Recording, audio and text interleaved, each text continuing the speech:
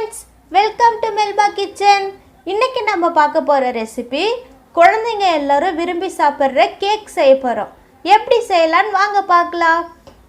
எங்களுடைய சேனலை first time பார்க்குறதா இருந்தால் சப்ஸ்கிரைப் பண்ணுங்கள். அப்படியே பக்கத்தில் இருக்கிற பெல் ஐக்கானை கிளிக் பண்ணுங்கள்.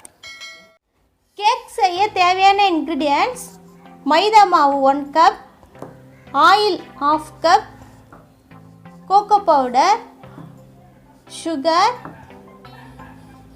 தயிர் 1/2 cup, baking soda 1/2 teaspoon, baking powder 1 teaspoon, vanilla essence.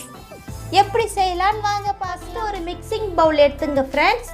இதில் மைதா ஆட் பண்ணிக்கலாம், பேக்கிங் பவுடர், பேக்கிங் சோடா எல்லாத்தையும் நல்லா மிக்ஸ் பண்ணிக்கோங்க ஃப்ரெண்ட்ஸ். சுகர் 1 கப் எல்லாத்தையும் நல்லா மிக்ஸ் பண்ணுங்க ஃப்ரெண்ட்ஸ்.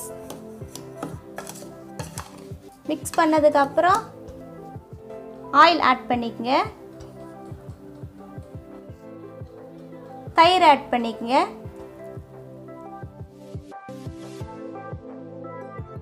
எல்லாத்தையும் நல்லா கிண்டி விடுங்க.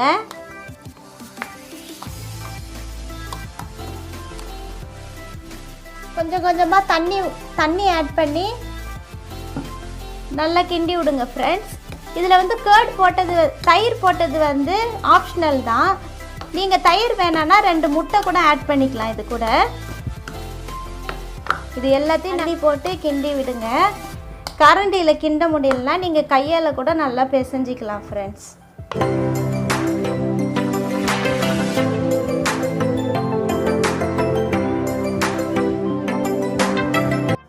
இதை மாதிரி கொஞ்சம் கட்டியாக கலந்து வச்சுங்க ஃப்ரெண்ட்ஸ். ரொம்பவும் தண்ணியாக இருக்கக்கூடாது, ரொம்பவும் கட்டியாக இருக்கக்கூடாது. இட்லி மாவு மாதிரி கட்டியான பதத்துக்கு இருக்கணும் ஃப்ரெண்ட்ஸ். பாருங்கள், உங்களுக்கே பதம் தெரியும். இட்லி மாவு பதத்துக்கு இருக்கணும், கட்டியாக இருக்கணும்.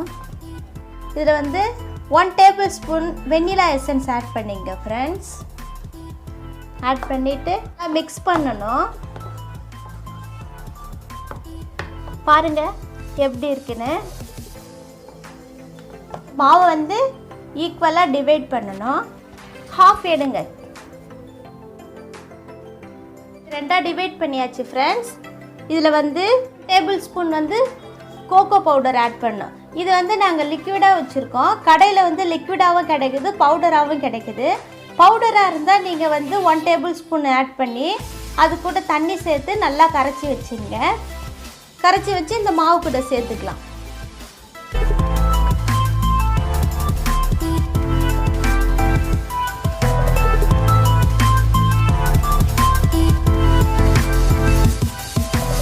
இந்த மாதிரி எல்லாத்தையும் நல்லா கிண்டி வச்சுங்க.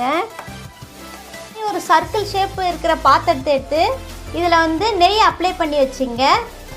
அப்போ தான் கேக் வந்து ஒட்டாமல் நல்லா வரும். நெய் அப்படி இல்லைன்னா எண்ணெய், 2த்துல ஏதாவது ஒன்று கூட நீங்கள் தடவி வச்சுக்கலாம். இது வந்து கோகோ பவுடர் ஆட் பண்ணி வச்சுருக்கிறது. இது வந்து நார்மலாக இருக்கிற மைதா மாவு. இப்போ வந்து இதில் 1 ஸ்பூன் எடுத்து ஊற்றணும், இதில் 1 ஸ்பூன் எடுத்து ஊற்றணும், இதில் 1 ஸ்பூன் எடுத்து ஊற்றணும்.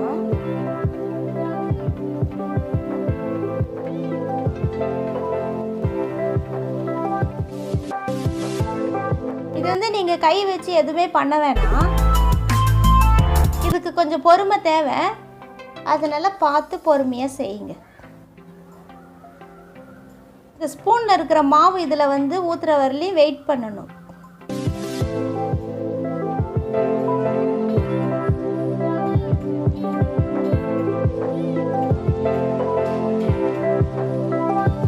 அவ்வளோதான், இதை ஊற்றி முடிச்சாச்சு. இப்போ நீங்கள் சின்னதாக இது மாதிரி ஒரு ஸ்டிக் எடுத்துங்க. ஸ்டிக் எடுத்து இதில் வந்து ஒரு மாடல் போடலாம் நம்ம.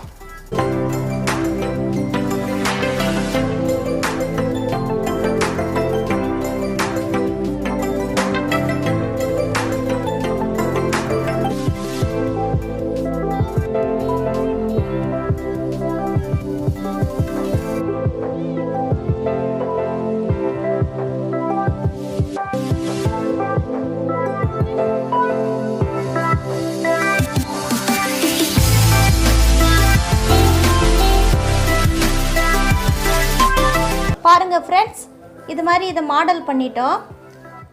இப்போ இதை ஒரு கடாயில் வச்சிடலாம். இப்போ ஆன் பண்ணி ஒரு கடாய் வைங்க ஃப்ரெண்ட்ஸ். கடாய் மேலே ஒரு ஸ்டாண்ட் வைங்க. நம்ம செஞ்சு வச்சுருந்த கேக்கை இது மேலே வச்சிடலாம். வச்சுட்டு மூடி போட்டு வச்சுருங்க.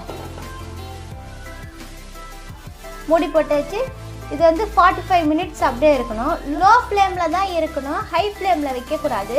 45 மினிட்ஸ்க்கு அப்புறம் இது எப்படி இருக்குன்னு பார்க்கலாம். 45 மினிட்ஸ் ஆயிடுச்சு. நம்ம கேக்கு எப்படி ரெடியாக இருக்குன்னு பார்க்கலாம். நல்லா அழகாக வெந்து வந்திருக்கு. நீங்கள் இப்படி ஒரு ஸ்டிக் வச்சு குத்தி பாருங்கள். பாருங்கள் ஃப்ரெண்ட்ஸ், நல்லா வெந்திருக்கு. இந்த ஓரத்தில் இருக்கிற லேயர் தனியாக பாத்திரத்தை விட்டு பிரிஞ்சு வந்திருக்கணும். அப்போ தான் கேக் வெந்துருச்சுன்னு நமக்கு கண்டுபிடிக்க முடியும். இந்த பாத்திரத்தை அடுப்பில் இருந்து தனியாக எடுத்து வச்சுருங்க ஃப்ரெண்ட்ஸ். ஒரு 10 மினிட்ஸ் ஆறனதுக்கு அப்புறம் தான் கேக்கு நல்லா ஷேப்பாக வரும். 10 மினிட்ஸ் ஆற விட்டதுக்கு அப்புறம் எடுக்கலாம். பாருங்கள், கேக் நல்லா ஆறிடுச்சு. இதை பிளேட்க்கு ட்ரான்ஸ்ஃபர் பண்ணிக்கலாம்.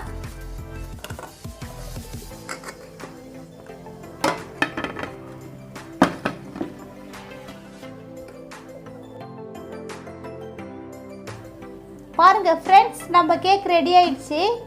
இதை கட் பண்ணி பார்த்தலாம்.